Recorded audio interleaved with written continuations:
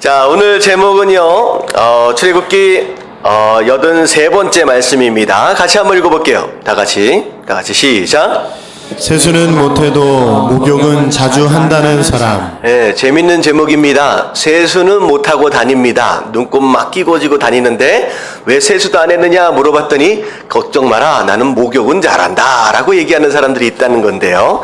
자, 오늘 말씀은 출애굽기 33장 1절부터 11절까지가 본문인데 1절부터 6절까지만 같이 한번 읽어보도록 하겠습니다.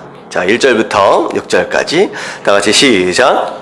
여호와께서 모세에게 이르시되 너는 내가 애굽 땅에서 인도하여 낸 백성과 함께 여기를 떠나서 내가 아브라함과 이삭과 야곱에게 맹세하여 내 자손에게 주기로 한 그 땅으로 올라가라.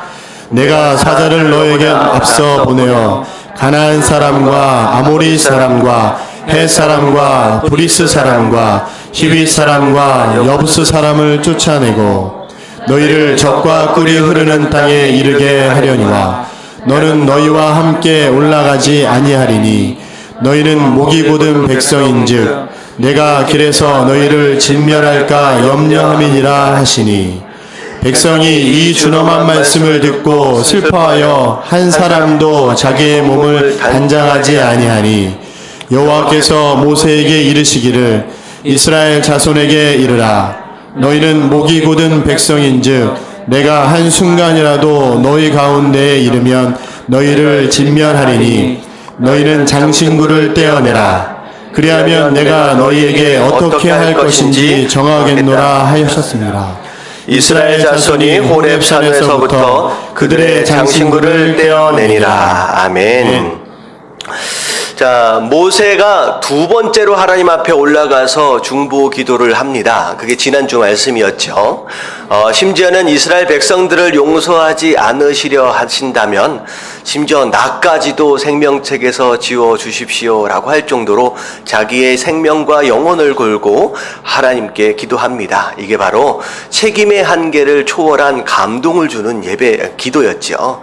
자, 그랬으면 하나님이 알았다, 내가 다 용서해 주마 라고 그냥 풀어주셨으면 좋았을 걸.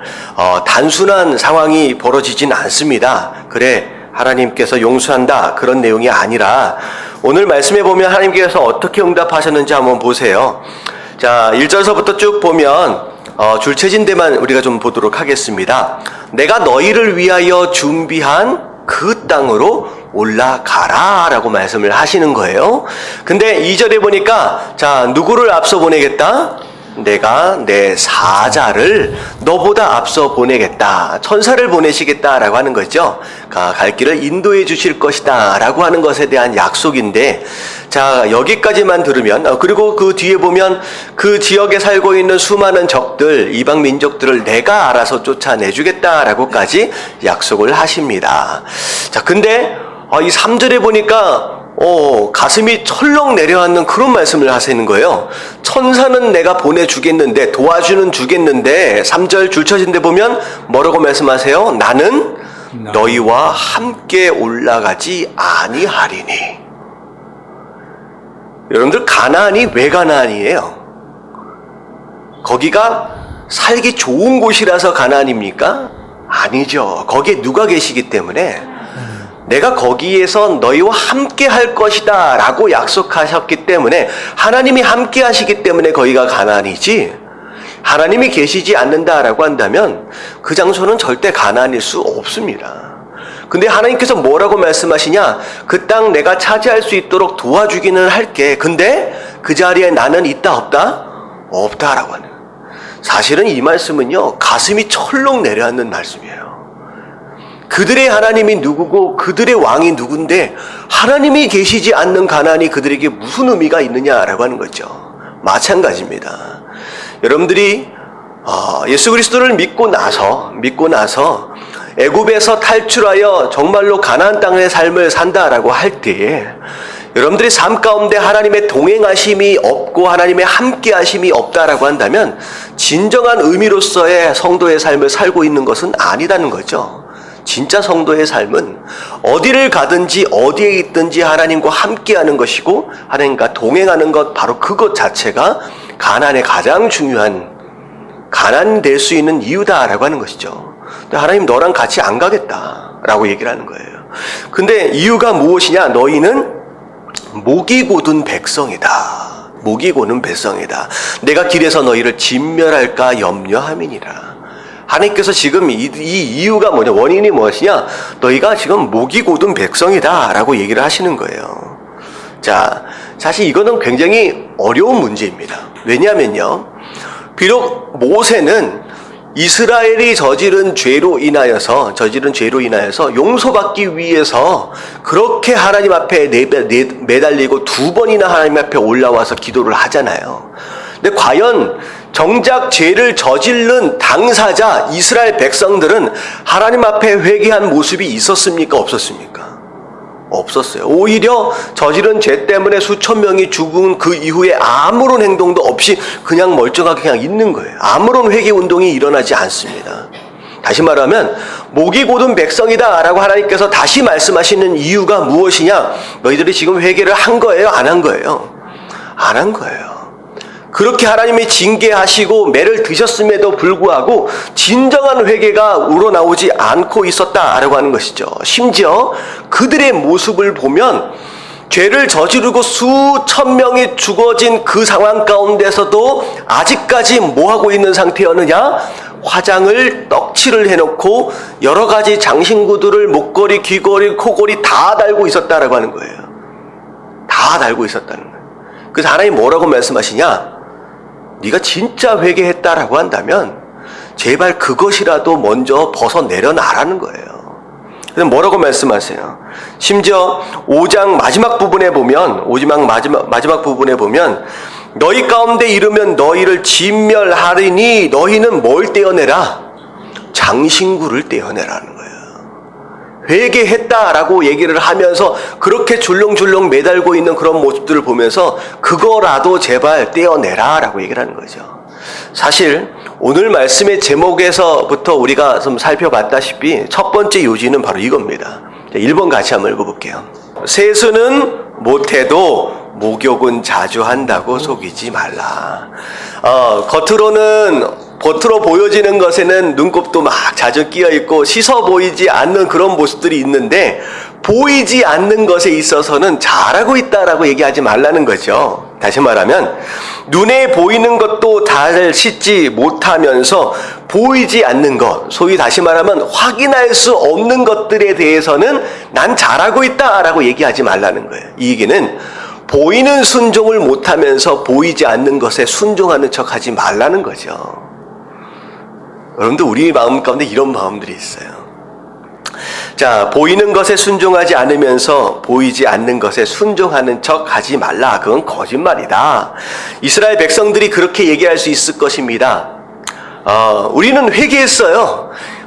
우리가 잘못한 거 알아요. 마음으로는 얼마나 많이 회개했는지 모릅니다. 라고 하면서 삶의 모습이나 태도는 귀걸이, 코걸이, 팔찌, 별의별 것을 다 주렁주렁 매달고 있는 모습을 보일 때에 하나님께서 뭐라고 말씀하시냐? 아니다. 그건 회개한 자들의 모습이 아니다라고 하나님께서 지적하고 계시는 것입니다. 자, 보이지 않는 것에 순종하지 못한다. 뭔지 보이는 것에 순종하지 못하며 보이지 않는 것에만 정말 잘하고 있다라고 얘기하는 사람들이 주로 변명할 때 쓰는 말씀이 있어요. 그게 사무엘상 16장 7절 말씀입니다. 자, 맨 밑에 줄쳐진 것만 같이 한번 읽어볼게요. 다 같이 시작. 사람은 외모를 보거니와 나 여호와는 중심을 보느니라. 예, 무슨 말씀인지 아시겠죠? 하나님은 외모보다도 더 무엇을 중요하게 생각하신다? 우리 마음의 중심을 더 중요하게 생각하신다. 그렇기 때문에 외모는 별로 중요하지 않는 것처럼 이야기를 한다라고 하는 것이죠.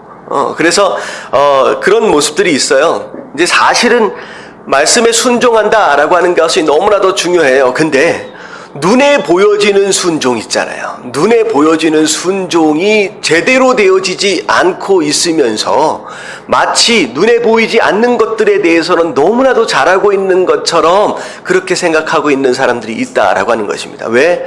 하나님은 마음의 중심을 보니까. 그래서 저는 그렇게 생각을 합니다. 이제 예배를 드린다라고 하는 것은 눈에 보여지는 충성이고 눈에 보여지는 순종입니다.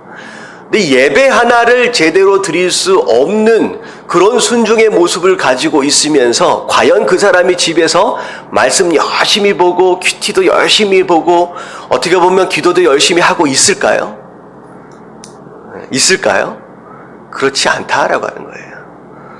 눈에 보여지는 순종이 없으면서 보이지 않는 것에 대하여 잘하고 있다라고 생각할 수는 없다라고 하는 거죠. 예배 태도도 마찬가지예요. 제가 한 번은 예전에 그 목장 모임을 한번 간 적이 있어요. 목장 모임이라고 이제 집에서 이제 소위 신방이라 그러잖아요. 이제 성도들끼리 같이 모여서 막 얘기를 하는데 이 이야기에 대해서 논쟁을 이제 하기 시작을 하더라고요. 나이 드신 장로님 한 분하고 집사님 한 분하고. 근데 집사님이 얘기하는 것은 무엇이냐? 이 얘기예요. 하나님은 외모로 판단하시지 않는다. 중심을 보신다. 그러면서 어떤 옷을 입고 가든 어떤 모양새로 예배를 드리든 별로 그것이 중요한 것이 아니라 마음이 중요하다라고 끝까지 얘기를 하는 거죠. 근데 그 장로님은 그분하고는 전혀 다른 분이에요. 그 장로님 같은 경우에는 주임이 되면요, 주일날 입는 양복이 따로 있어요. 정말로 예배를 정말로 그렇게 드리기 위해서 주일날 나는 가장 좋은 옷으로 입고 간다. 다른 때는 절대 입지 않는 그 옷이 딱 있습니다. 그리고 헌금을 드릴 때도 어떻게 드리느냐, 그냥 주섬주섬 꺼내가지고 드리는 게 아니라 그분은요, 일주일 내내 정말로 장사를 하시다가 정말 새 돈이 들어오잖아요. 그러면 이거는 헌금할 돈 이렇게 해가지고 따로 구별을 해놓습니다. 심지어는 새 돈이 없으면 어떻게까지 하느냐, 그 신문지 있잖아요. 신문지 사이에다가 돈을 갖다가 집어넣어 놓고선 그걸 갖다가 토요일날 저녁에 그걸 데려요. 그래가지고 빳빳하게 만들어가지고 그렇게 갑니다. 그러니까 이 장로님의 삶은 어떤 삶이냐, 주일날 예배를 어떻게 경건하고 어떻게 거룩하게 드릴 것이냐라고 하는 것을 위하여 무엇으로 먼저 준비를 하고 있어요? 무엇으로 먼저 준비하고 있어요? 마음뿐만 아니라 행동으로 준비를 하고 있는 거예요. 보이는 것으로 최선을 다하여 준비를 하고 있는 거예요. 여러분들, 이게 전부 다가 아니다라고 하지만 한번 생각을 해보십시오. 그 전날서부터 그렇게 헌금을 준비하고 그렇게 옷을 준비하고 그렇게 가서 예배를 드리는 사람의 마음과 그 전날 밤 늦게까지 친구들이랑 놀다가 아침에 그냥 아무 옷이나 그냥 입고서 와가지고 털레 와가지고 주저앉아서 예배 드리는 모습과 과연 어떤 마음이 진짜 중심을 드리는 예배이겠느냐라고 하는 거죠. 어떤 예배가 진짜 마음에 들어있는 예배일 가능성이 높습니까? 예, 외형으로 준비되어지는 건 굉장히 중요합니다. 그냥 아무렇게나 와가지고 드리면서 하나님 내 마음 아시죠? 이것이 아니다라고 하는 거죠. 지금 오늘 말씀은 그거예요. 하나님, 우리가 회개했어요. 우리가 잘못한 거 알아요. 다시는 안 할게요 라고 하는 그들의 마음, 어떤 마음을 가지고 있는지 하나님 다 아셔요. 근데 그들이 그렇게 얘기하는 가운데 전혀 그런 회개의 모습과 행동과 태도가 전혀 없는 그 모습을 보시면서 하나님 뭐라고 말씀하시냐? 제발 회개한다라고 한다면 그 화장이나 지우고 오라는 거예요. 그 귀걸이나 떼고 오라는 거예요. 전혀 삶의 태도로 나타나지 않는 그런 모습들, 그런 신앙, 내가 그 안에서 내 어떤 중심도 내가 찾을 수 없다라고 하나님 말씀하시는 겁니다. 바로 오늘 말씀의 핵심은 바로 그런 거예요. 많은 사람들이 증명되어지거나 확인되어질 수 없는 것들에 대하여, 우리 속 안에 있는 것들에 대하여 자기 합리화하고 자기 변명을 하는데 멈춰 있다라고 하는 거예요. 아무도 확인할 수 없으니까, 심지어 자기 자신도 확인할 수 없으니까. 하나님 뭐라고 말씀하시냐? 믿음은 무엇으로 증명해져야 믿음이냐? 삶의 태도와 행동으로 증명되어진 그것만이 진짜라고 말씀하시는 거예요. 심지어 하나님은 이런 말씀도 하십니다. 요한일서 4장 20절 말씀. 자, 같이 한번 읽어볼게요. 다 같이 시작. 누구든지 하나님을 사랑하노라 하고 그 형제를 미워하면 이는 거짓말하는 자니 보는 바 그 형제를 사랑하지 아니하는 자는 보이지 못하는 바 하나님을 사랑할 수 없느니라. 자, 보이는 그 형제를 사랑하지도 못하면서 보이지 않는 하나님을 사랑할 수 있다 없다? 없다라고 하는 거죠. 다시 말하면 보이지 않는 그 누군가를 사랑하는 것은 확인할 수 있어요 없어요? 없습니다. 그렇기 때문에 하나님은 보이지 않는 그 사랑과 그 믿음을 무엇을 근거로 하나님이 평가하고 판단하시겠다? 보이는 행동, 보이는 그 대상을 향한 사랑하는 모습을 가지고 그것을 가지고 보이지 않는 그 믿음을 하나님께서 평가하시겠다라고 말씀하시는 거예요. 다시 말하면 우리 집 안에 있는 내 아내를 사랑할 줄 모르고 내 형제를, 내 남편을 사랑할 줄 모르고 내 부모나 내 자식을 사랑할 줄 모르면서 하나님을 사랑한다라고 얘기할 수 있다는 거예요 없다는 거예요? 없다라고 하는 거죠. 하나님 끝에는요, 보이지 않는 믿음들에 대하여 보이는 것으로 나타나길 원하시는 거예요. 사실 교회가, 성도들이 오늘날 많은 욕을 먹고 있는 가장 큰 이유 중에 하나가 바로 이겁니다. 보이지 않는 것들에 대해서는 정말로 잘하고 있는 것처럼, 거룩한 것처럼 하면서 실제로 보여지는 것에서는 열매가 있어요 없어요? 없어요. 사랑을 그렇게 외치고 형제 사랑, 하나님 사랑을 외치면서 실제로 나타나는 그 사랑은 없다라고 하는 것에 세상 사람들이 지겨운 거예요 이제는. 제가 영화 하나를 제가 한번 설명을 드린 것 같은데, 어떻게 보면 세상 사람들이 교회 안에서와 어떻게 보면 성도들의 문제를 더 정확하게 아는 것 같다는 생각이 들어집니다. 제목이 기억이 안 나는데 한국 영화입니다. 제가 한번 말씀드린 것 같은데, 어떤 사람이 딸이 있는데 이 딸이 신장인가 무엇인가를 이식수술을 받아야 돼. 근데 이식수술을 며칠날까지 못 받으면 결국은 이 아이가 죽는 거예요.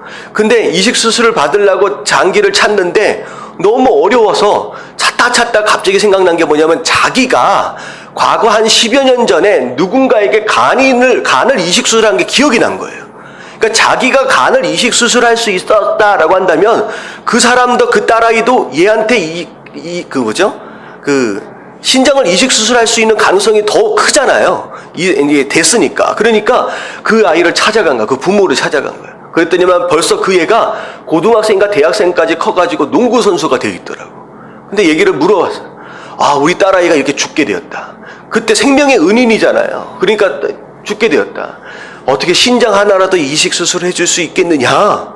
근데 그 사람은 마지막 희망을 가지고 간 거예요. 내가 생명의 은인이기 때문에 아마도 해주겠거니. 그랬더니만 그 아주머니가 하는 얘기가 뭐냐면, 우리 애가 농구선수라서 신장 하나만을 가지고서는 선수 생활하기 어렵다는 거예요.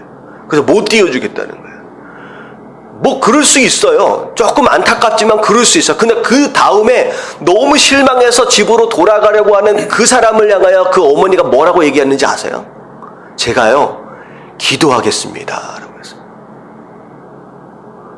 저는 그 영화 장면에 그 사람이 제가 기도하겠습니다 라고 하는 그 대사 하나에 얼마나 창피하고 얼마나 얼굴이 붉어졌는지 모릅니다. 제가 기독교인인 것 자체가 너무 창피했어요.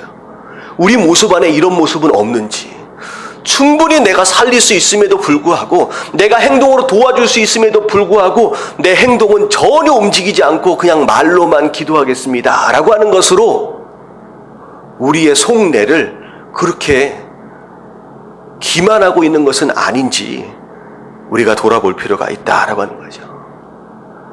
자, 믿음에 대해서 야고보서는 뭐라고 이야기하고 있느냐? 자, 2장 17절부터, 자, 2장 17절 한번 읽어볼게요. 다 같이 시작. 이와 같이 행함이 없는 믿음은 그 자체가 죽은 것이라. 자, 죽은 믿음이 믿음일까요? 아니죠. 죽은 믿음은 믿음으로서의 역할을 감당하지 못합니다. 다시 말하면 행함이 없는 믿음, 우리의 삶으로 열매 맺어지거나 드러나지 않는 믿음은 의미가 없다는 거예요. 그건 믿음이 아니다.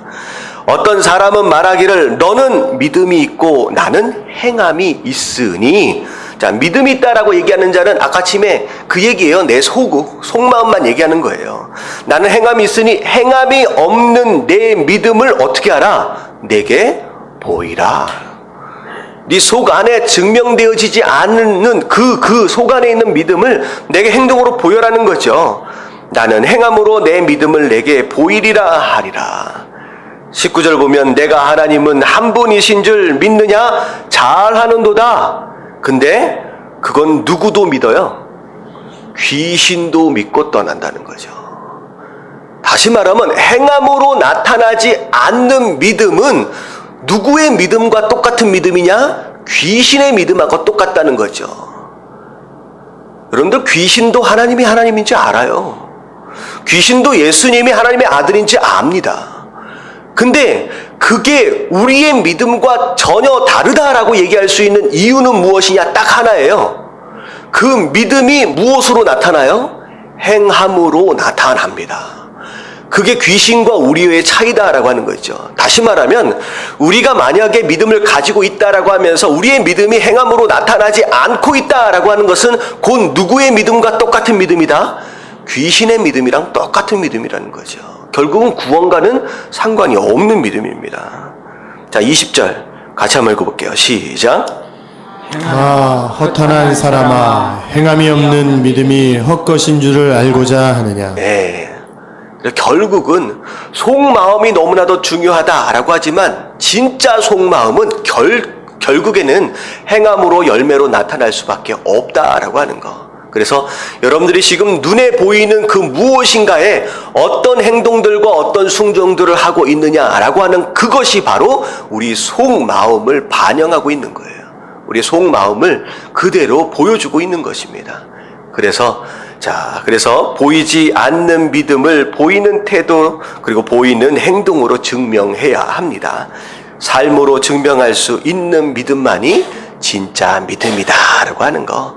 여러분들의 속 안에 있는 그 믿음을 여러분들의 행함으로 순종함으로 여러분들 증명하실 수 있는 저와 여러분들 되시길 주님의 이름으로 축원합니다.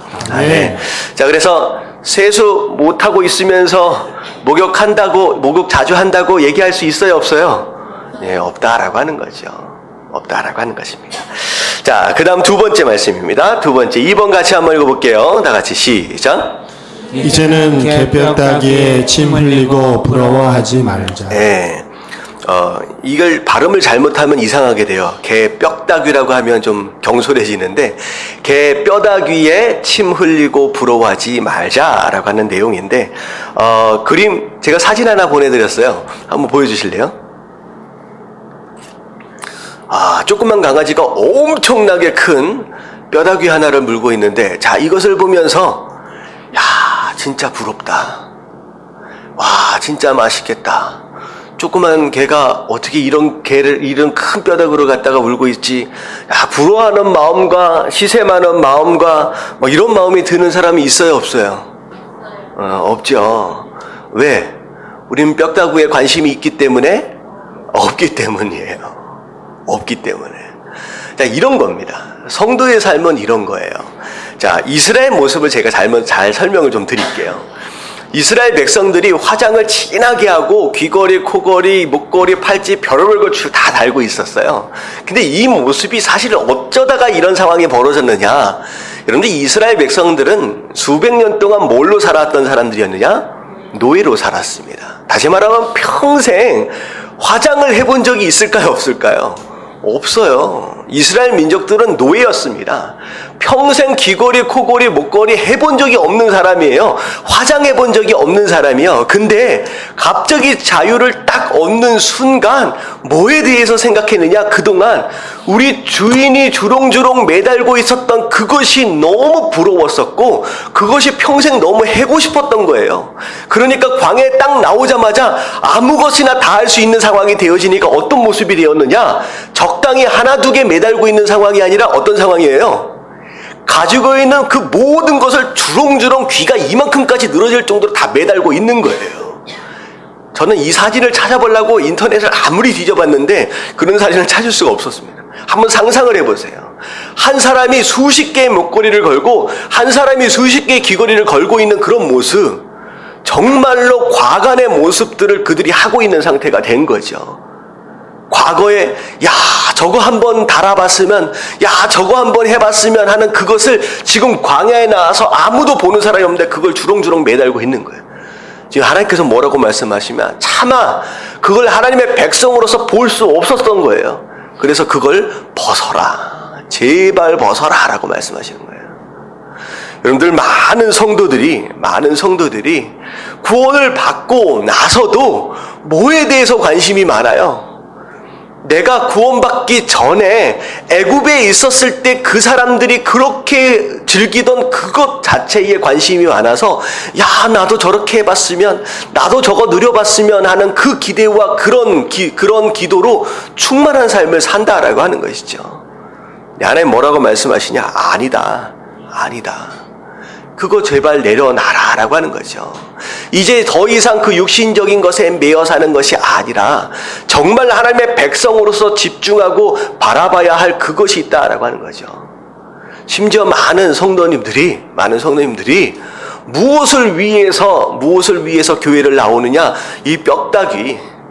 이 개뼈다귀 하나 더 주십시오 라고 하는 그 기도의 제목을 가지고 교회로 오는 사람이 많습니다. 이게 삶의 목적이고 이게 신앙의 목적인 거예요. 다른 게 아니라. 많은 사람들은 이 뼈다귀에 관심을 많아서 하나든 두 개든 세 개든 더 많이 챙겨보려고 노력하는 삶을 살지만, 더 이상 우리는 이 뼈다귀에 관심이 없는 사람이에요. 여러분, 다른 것을 바라볼 수 있는 저와 여러분들 되시길 주님의 이름으로 축원합니다.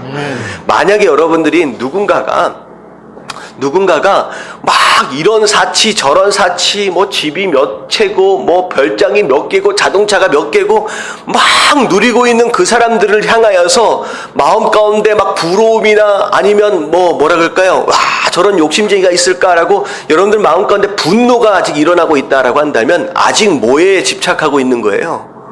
이 뼈다귀에 집착하고 있는 거예요. 여러분, 우리는 다른 것을 바라보고 다른 것에 집중하는 사람입니다. 그래서 로마서 8장 5절부터 8절까지는 이런 말씀이 있어요.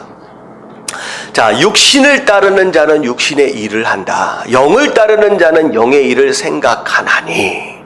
자, 육신을 따르는 자는 어떤 사람들이에요? 성도가 아니죠. 세상 사람들입니다. 세상 사람들은 뼈다귀를 따라서 가는 거예요. 그거 두 개 얻어보려고 그거 가는 거예요. 하지만 성도의 삶은 더 이상 육신을 따라가는 게 아니라 영을 따라가는 자로서 뭘 생각한다는 거예요? 영에 대한 것을 생각한다는 거죠. 우리가 생각하는 방향이 다른 겁니다. 육신의 생각은 사망이요 영의 생각은 생명과 평안이다. 여러분, 진짜 영생을 얻길 원하시고 진짜 평안한 삶을 원하신다라고 한다면 뭘 추구하는 삶? 영을 추구하는 삶이 되어야 한다라는 거죠. 자, 근데 7절의 말씀을 보면 육신의 생각은 하나님과 뭐가 된다? 원수가 된대요. 자꾸 뼈다귀만을 쳐다보는 삶이 되면은 결국은 나중에 하나님과 반대로 가는 삶이 된다는 거예요. 원수가 되는 삶. 근데 이는 왜 그렇게 되었냐? 육신을 바라보는 삶은 하나님의 법에 굴복하지 아니할 뿐만 아니라 할 수도 없다. 다시 말하면 뼈다귀를 계속 추구하는 삶을 산다라고 한다면 결국 말씀에 순종할 수 있다 없다? 없기 때문이라는 거죠. 말씀에 순종하지 못한다라고 한다면 결국은 불순종이에요. 결국 하나님과 원수가 되어지는 것입니다. 자, 우리가 신앙생활을 하면서 성도된 삶으로서 뭘 지금 추구하고 있는지, 과연 아직도 애굽에 있었을 때 그 주렁주렁 매달고 있었던 그들의 그 세상의 가치에 추구를 하고 있는 것인지, 아니면 정말로 성도로서 육의 것이 아니라 영의 것들에 대한 추구가, 그런 가치에 대한 중요성이 우리 마음 가운데 있는지 우리가 돌아볼 필요가 있다라고 하는 거죠. 자, 8절에 보면 육신에 있는 자들은 하나님을 기쁘게 할 수 없느니라 라고 말씀하시는 거예요. 여러분, 더 이상 뼈다귀에 관심 갖지 마시고 하나님께서 여러분들을 위해서 준비해 놓으신 영적인 것들을 향하여 관심을 가지고 그것을 위해 신앙생활 하시고 나아가실 수 있는 저와 여러분들 되시길 주님의 이름으로 축원합니다. 아멘. 자, 마지막으로 3번 보겠습니다. 다 같이 읽겠습니다. 시작. 자기 회막을 가진 성도가 결국에 승리한다. 자, 하나님께서 같이 올라가지 않겠다라고 말씀하신 다음에 이스라엘 백성들에게 의도적으로 다 장신구들을 전부 다 풀어라 라고 얘기를 했어요. 화장도 다 지워라 라고 말씀하셨어요. 어떻게 보면 부분적으로 하나님께서 화해를 하신 것 같은 모습입니다. 근데 사실은 이것으로 말미암아 이스라엘 백성들이 그때부터 40년 동안 장신구를 달지 않습니다. 마지막 절에 보면 그때부터 장신구를 달지 않는 삶을 살게 됩니다. 자, 근데 여기에서 모세가 멈춘 게 아니에요. 부분적으로 하나님께서 화해를 하신 것처럼 보이지만 완전한 위기 극복과 하나님과의 완전한 화해를 위해서 모세가 가장 먼저 했던 것이 무엇이냐? 산에서 내려오자마자 뭘 지었어요? 장막을 지었습니다. 그래서 모세가 항상 장막을 취하여 진 밖에 쳐서 진과 멀리 떠나게 하고 회막이라 이름하니 여호와를 앙망하는 자는 다 진 밖 회막으로 나아가며, 회막이다라고 하는 것은 만남의 장소예요. 그래서 모세가 가장 먼저 했던 것이 무엇이냐? 하나님과 자기 자신이 만날 수 있는 장소 회막을 만들고 그 회막에 항상 나아가는 모습을 보였다는 거죠. 그래서 첫 번째 보면 항상 장막을 취했다라고 하는 것은 정말 필요할 때마다 하나님 앞에 나간 것이 아니라 언제나 때를 따라서 정말 지속적으로 하나님 앞에 시간을 정해놓고 나가는 그 순간들이 있었다라고 하는 것이죠. 그리고 심지어 그 장막은 어디에 처져 있었느냐? 진 밖에 처져 있었습니다. 이 진 밖에 처져 있다라고 하는 것은 곧 무엇을 의미하느냐? 일상을 떠났다라는 뜻이에요. 다시 말하면 일상생활 안에서 충분히 기도하고 충분히 하나님과 대화할 수 있잖아요. 하나님 이렇게 해야 합니까? 저렇게 해야 합니까? 라고 하는 그런 대화의 방법들이 충분히 있음에도 불구하고, 그렇게 하고 있음에도 불구하고 의도적으로 장막을 진 밖에다가 친 거예요. 일상을 떠나는 거예요. 특별히 그 누구도 방해하지 않도록 하나님과 나만의 만남의 장소와 하나님과 나만의 시간을 마련해서 그것 가운데 하나님과의 만남을 시도했다라고 하는 것이죠. 우리 삶 가운데 진정한 성장과 어떻게 보면 진짜 리더십으로서의 어떤 성숙함을 갖기 위해서는 반드시 우리 삶 가운데 뭐가 있어야 한다? 뭐가 있어야 돼요? 회막. 회막이 있어야 됩니다. 내 삶에 회막이 있어야 한다라고 하는 것이죠. 정말로 하나님을 만나기 위해서 그 누구도 방해할 수 없고, 여러분들 전화도 방해할 수 없는 거예요. 전화기도 다 꺼놓고 그 누구도 방해할 수 없는 나와 하나님만의 시간이 있어야지, 그래야 거기서 성숙함이 일어난다라고 하는 것이죠. 심지어 예수님마저도 그런 시간을 가지셨어요. 예루살렘에 올라가실 때마다 항상 어디에 가셨어요? 감람산으로 올라가시는 거예요.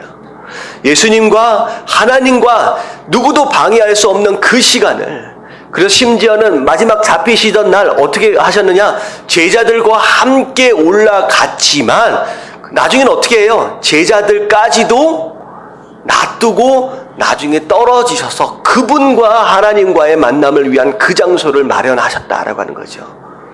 과연 여러분들은 하나님과 개인적으로 만날 수 있는 회막을 가지고 계시냐라고 하는 거죠. 여러분, 이 시간이 여러분들을 성숙하게 만들고 그 가운데서 여러분들의 능력을 찾는다라고 하는 것입니다. 그래서 시편 91편 1절에 이런 말씀이 있어요. 같이 한번 읽어볼게요. 시작. 지존자의 은밀한 곳에 거주하며 전능자의 그늘 아래에 사는 자여. 지존자 하나님이시죠. 하나님의 은밀한 곳에 거주하며, 은밀한 곳이다라고 하는 것은 누구와 누구만 있는 거예요? 하나님과 나만 있는 거예요. 그 누구도 방해할 수 없는 전능자의 그늘 아래 사는 자여. 여러분들, 이 사람이 바로 회막을 가지고 있는 사람이에요. 하나님과. 그래서 마태복음 6장 6절 말씀에 같이 한번 읽어볼게요. 시작. 시작. 너는 기도할 때에 내 골방에 들어가 문을 닫고 은밀한 중에 계신 내 아버지께 기도하라. 은밀한 중에 보시는 내 아버지께서 갚으시리라. 네, 은밀한 중이다라고 하는 단어가 2번이나 나와요. 근데 그 은밀한 중은 어떻게 해야 하느냐? 이제 실제적으로 얘기하겠어요. 골방에 들어가라. 골방이다라고 하는 것은 나만 있는 방이에요. 아무도 방해하지 않는 방에 들어가서 뭘 닫아라? 문을 닫아라. 너와 하나님만 있을 수 있도록, 그리고 그 가운데서 아버지 하나님께 기도하라는 거예요. 그러면 하나님께서 그 기도를 어떻게 하실 것이다? 갚아주실 것이다 라고 말씀하시는 거예요. 자, 이런 기도의 시간, 이런 회막의 장소가 우리 삶 가운데 있어야 한다는 거죠. 자, 그랬더니만 어떤 일이 벌어지느냐? 자, 7절 마지막 부분에 보니까 그런 식으로 하나님 앞에 나아가니까 어떻게 돼요? 여호와를 앙망하는 자들이 회막 진 바깥 회막으로 모이기 시작합니다. 다시 한번 모세가 자기의 회막, 하나님과의 긴밀한 만남의 시간들을 시도를 하니까 그때부터 모세와 더불어 함께 동역할 자들이 그 회막을 중심으로 모여들기 시작한다라고 하는 거죠. 그러니까 진짜 동역자는 무엇으로 모여지는 자느냐? 회막으로 모여지는 장소자입니다. 그냥 단순히 뭐뭐 합시다 라고 하는 어떤 그런 이론적이고 세상적인 가치로 모여지는 사람이 아니라 정말로 하나님과의 긴밀한 만남, 기도의 장소로 모여지는 바로 그 사람들이, 예배의 장소로 모여지는 바로 그 사람들이 결국은 모세와 더불어 중역들이 되어서, 동역자들이 되어서 함께 이 이스라엘 백성들을 끌어갈 그런 리더십들이 되어질 수 있다라고 하는 것이죠. 여러분들 삶 가운데 진짜 도움이 필요하고 돕는 자들이 필요하다라고 한다면 가장 먼저 여러분들이 어디로 모이기 시작해야 되느냐? 회막으로 모여야 돼요. 하나님과의 만나는 그 장소로 모이기 시작해야 된다라고 하는 거죠. 심지어 그 밑에를 보니까, 자, 모세가 회막으로 나아갈 때 백성이 다 일어나서 자기 장막 문에 서서 모세가 회막에 들어가는 것까지를 바라봤대요. 그러니까 단순하게 모세가 회막으로 들어가서 자기 혼자 움직이는 게 아니라 이스라엘 모든 백성들이 예배는 저렇게 드리는 것이고 하나님께 기도는 저렇게 하는 것이구나 라고 하는 것을 바라보게 되는 거예요, 사람들이. 그랬더니 9절에 무슨 일이 벌어졌어요? 모세가 회막에 들어갈 때에 구름 기둥이 내려옵니다. 구름 기둥은 하나님의 임재하심이에요. 결국은 기도하는 가운데 하나님과의 긴밀한 만남 안에서 뭐가 시작되어지느냐? 하나님의 임재하심이 시작됩니다. 하나님의 함께하심이 시작된다는 거죠. 여러분들, 이거는 굉장히 큰 응답이에요.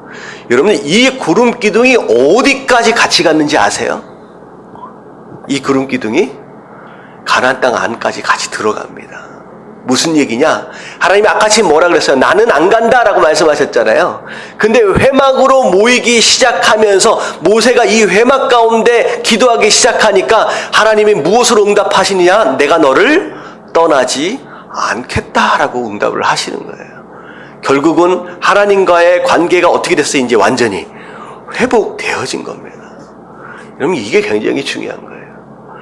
우상 숭배를 통하여 완전히 관계가 깨어지고 하나님이 이스라엘을 버릴 것처럼 말씀하시는데 결국은 2차례의 엄청난 기도와 더불어 회개 운동과 더불어 마지막에는 무엇으로 이 회개가 끝나요? 회막으로 끝나는 거예요. 하나님과의 만남으로. 결국 하나님이 거기에 응답하시면서 그래, 내가 너를 절대 떠나지 않을 것이다 라고 말씀하시면서 구름 기둥으로 응답을 하시는 겁니다. 그리고 나서 모든 백성이, 10절, 모든 백성이 회막문에 구름 기둥이 서 있는 것을 보고 다 일어나 각기 장막 문에 서서 예배하며. 무슨 일이 벌어졌느냐? 회막에서뿐만 아니라 이스라엘 진영까지 뭐가 퍼져나가기 시작했어요? 예배 운동이 퍼져나가기 시작했어요. 스스로 회개도 못하던 자들이 정말 이 하나님과의 만남이 시도되어지는 이 회막 운동을 통하여서 이스라엘 전역에 예배 운동이 일어나기 시작하는 거예요. 다시 말하면 우리 가정들마다 가정 예배가 시작되어지기 시작했다라고 하는 거예요. 가정 예배가. 예배를 드려야 사는구나. 회막이 있어야 하나님의 함께 하심을 보여주시는구나. 그것이 이제 보이니까 우리 가정도 예배를 드리자, 우리 집안도 하나님 앞에 나아가자라고 하는 이 운동이 이제 시작되어지기 시작하는 거예요. 각기 장막 안에서 예배를 드리기 시작합니다. 이건 다른 게 부흥이 아니에요. 여러분, 예배의 부흥, 이 장막, 이 회막이 이 회막의 시작으로 부흥이 일어나면요, 이 예배당뿐만 아니라 여러분들 가정 안에서도 예배의 불이 타오를 수 있다라고 하는 것이죠. 여러분, 이런 부흥이 진짜 부흥이다라고 하는 거. 여러분, 이런 부흥을 경험하실 수 있게 되길 주님의 이름으로 축원합니다. 예, 이게 가정 안에서까지. 그리고 나서 마지막 부분에 보면 11절 보면 사람이 자기의 친구와 이야기함같이 여호와께서는 모세와 대면하여 말씀하시며, 얼굴을 보고 말씀하실 정도로 모세와 가까워졌대요. 근데 이 대면한다라고 하는 것은 한국말로 보면요, 얼굴을 마주 본다는 뜻이잖아요. 근데 이 원어 단어로 보면요, 이게 무슨 뜻이냐면요, 천이 짜지다라는 뜻이에요. 이 옷감 있잖아요. 옷감이나 이 천이 잘 짜여진다라고 하는 뜻이 이 대면 안에 숨어 있습니다. 자, 천이 짜여진다는 게 뭐냐면 시실과 날실이 있거든요. 하나가 짜여지고 하나가 짜여지고 하나가 짜여지고 하나가 짜여짐으로 말미암아 시실과 날실이 결국은 하나의 옷감을 이루어가는 것처럼 모세와 하나님이 어떻게 된다는 거예요? 서로 시실과 날실처럼 하나씩 짜여지는 것으로 말미암아 마치 하나 되어진 것처럼, 마치 예수 그리스도와 우리가 연합되어지는 것처럼 하나 되어짐이 여기서 일어났다라고 하는 거죠. 다시 말하면 하나님께서 그냥 돕는 자로서 옆에 붙어가지고 일 생길 때마다 돕는 게 아니라 어떻게 되는 거예요? 하나님과 모세가 그냥 일체가 되어지는 일들이 일어났다라고 하는 것입니다. 이게 바로 회막이에요, 회막. 내가 하나님과 개인적으로 만나는 바로 그 시간입니다. 자, 그랬더니, 자, 모세는 진으로 돌아옵니다. 밤이 될 때 돌아오는데, 자, 누구는 남아 있었어요? 눈의 아들 젊은 수종자 여호수아는 회막을 떠나지 아니었다. 여호수아가 똑똑한 사람입니다. 모세가 무엇으로 인하여 능력을 받고 무엇으로 인하여 영권을 세워가는지를 보는 거예요. 능력을 생기는지 보는 거예요. 아, 회막을 통하여 모세가 하나님과 하나가 되어지고 바로 그게 모세의 능력이고, 아, 이게 영권이구나 라고 하는 것을 여호수아가 옆에서 보니까 여호수아가 어떻게 했어요? 모세는 떠날지라도 나는 떠나지 않겠습니다. 회막에서 아예 살아버립니다. 결국은 나중에 여호수아가 어쩌다가 재수가 좋아가지고 다음에 지도자가 된 게 아니라 오히려 이런 모습을 통하여 모세가 다음에 지도자가 될 수 있는 그런 모습으로 지금 준비되어져 간다라고 하는 것이죠. 여러분들이 정말로 하나님 앞에 모세처럼 여호수아처럼 아름답게 쓰임받길 원하신다라고 한다면 여러분, 회막을 떠나지 마십시오. 아멘을 좀 해주시면 여러분, 회막을 떠나지 마시게 되길 주님의 이름으로 축원합니다. 아멘. 이게 성도의 능력이에요. 여러분, 단순히 함께 나와서 예배드리는 이것 자체가 하나님과의 만남의 시작이고 그냥 끝이다 라고 한다면 여러분들 하나님과의 개인적인 만남의 시간들을 한번 생각해 보시고 마련해 보십시오. 여러분, 그 시간이 너무 중요합니다. 그 시간이 바로 성도의 능력이고 하나님의 임재하심의 비결이고 여러분들 이 세상을 이기는 여러분 가장 중요한 원동력이다라고 하는 거 여러분들 깨달아지시길 주님의 이름으로 축원합니다. 아멘. 자, 그래서 오늘 말씀, 자, 속도 중요하지만 뭣도 중요하다. 겉도 중요합니다. 겉도 못하면서 속을 마치 하고 있는 것처럼 생각하지 마시고 여러분들 삶으로 드러나야 할 믿음의 모습들이 무엇이 있는지 한번 찾아보십시오. 내 속에 꽁꽁 숨겨놓은 이 믿음을 내가 어떻게 삶으로 열매를 맺어야 할 것이냐라고 하는 것들을 여러분들이 생각해 보시고요. 그리고 여러분 삶 가운데 정말로 이제는 바라보지 말아야 할, 어떻게 보면 이제는 바라봐야 할 영적인 것들이 있다는 거죠. 똑같이 세상 사람들이 중요하게 생각하고 있는 그 가치를 위해서 신앙생활하는 것이 아니라 이제는 다른 것을 향하여 신앙생활을 할 수 있는 사람들, 그리고 하나님과의 개인적인 만남을 통하여 능력 있는 성도가 될 수 있도록 해달라고, 우리 한번 같이 찬양하며 좀 기도할 수 있는 시간 갖도록 할 텐데요. 자, 주님과 함께하는 이 고요한 시간 함께 찬양하면서 하나님 앞에 좀 나아가도록 하겠습니다.